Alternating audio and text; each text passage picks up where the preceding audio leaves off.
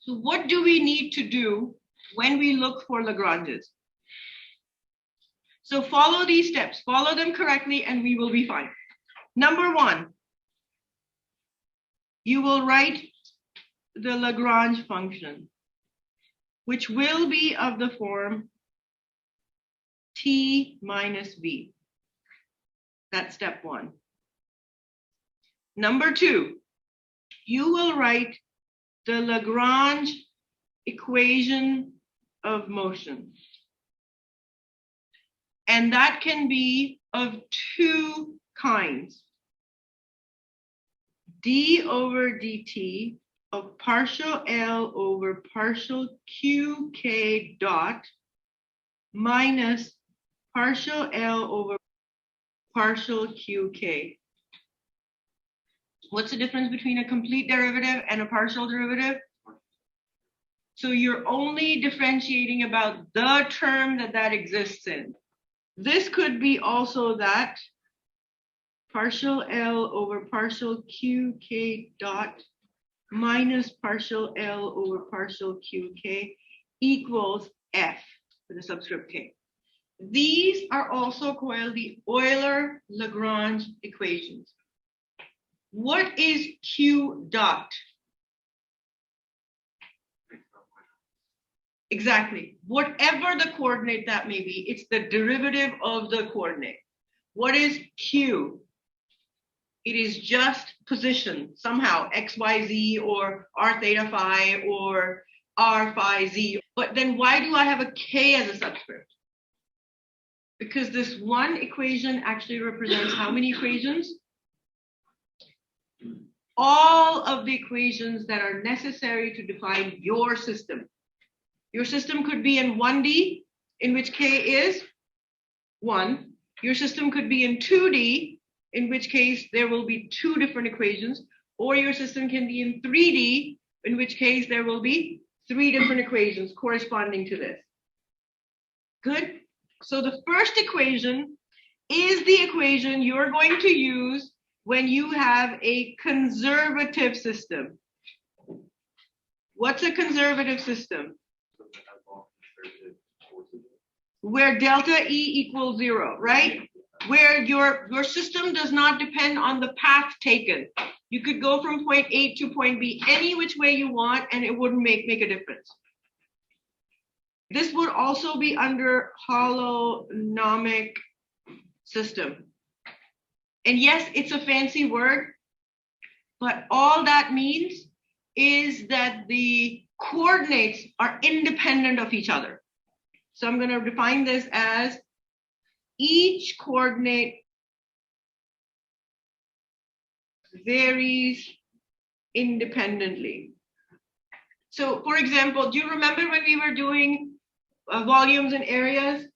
We said R doesn't depend on phi, and phi doesn't depend on theta, and theta doesn't depend on something else, right? We just dealt with them in the fancy word for it is called holonomic. That's all that means. So holonomic, all that means is X, Y, and Z vary independently of each other. So far, so good? Okay, so now, when does this work? This works for non-conservative systems. What are non-conservative systems? Where what exists? Friction. Yes, drag, friction, forces exist. And where do we put those non-conservative forces? Right here. If Q is taken as position, then that implies Q dot will be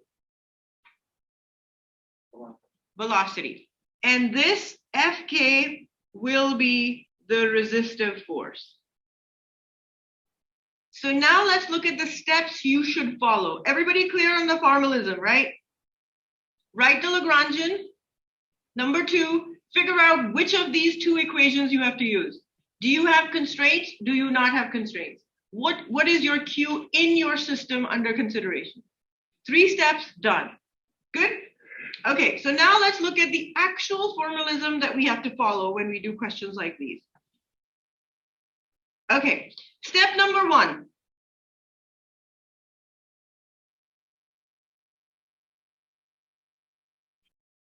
In this case, what does that mean? A set of generalized coordinates that uniquely specify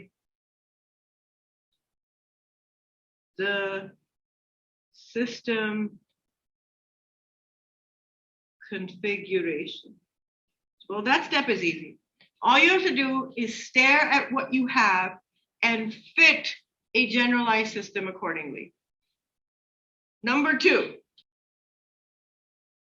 determine T as a function of chosen coordinates, which means time derivatives. Because T is what? 1/2 m x dot squared plus y dot squared plus z dot squared in Cartesian, right? And then we have to figure them out in the other ones. Okay, number 3,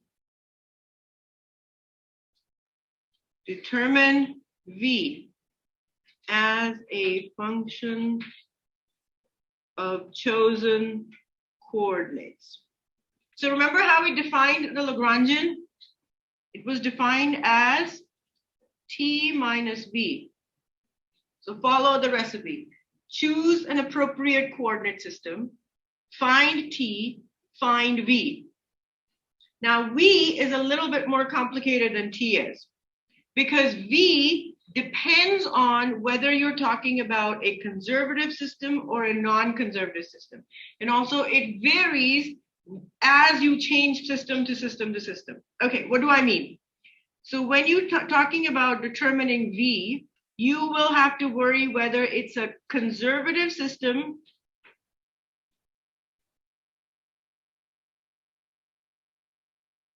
in which case your potential energy is just a function of position vectors of particles. Conservative system is a system where delta E is good. So a conservative system is where delta E is 0.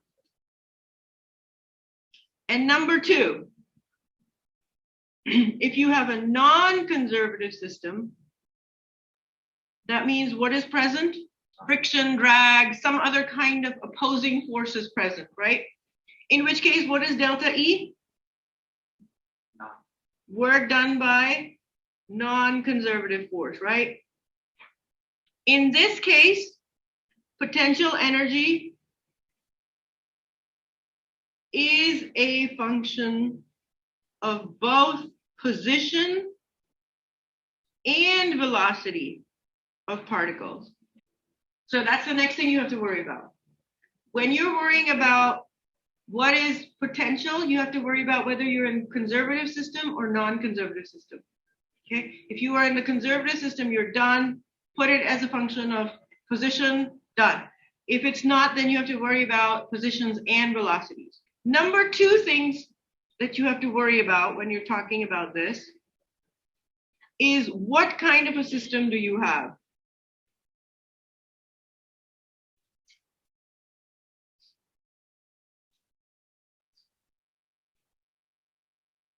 Okay, what do I mean by that? So the different kinds of system that we generally deal with are called free space, in which case potential is 0. Actually, sorry, I'll just use V. Number 2, gravity on Earth, in which case V is mgh. Number 3, simple harmonic motion, which is also called the Hooke's law. Anybody remember that? V is given by 1/2 kx squared, or it could be Coulomb's force, in which case V will be minus ZE squared over R, or it could be gravitational force, in which case V will be minus GMM over R.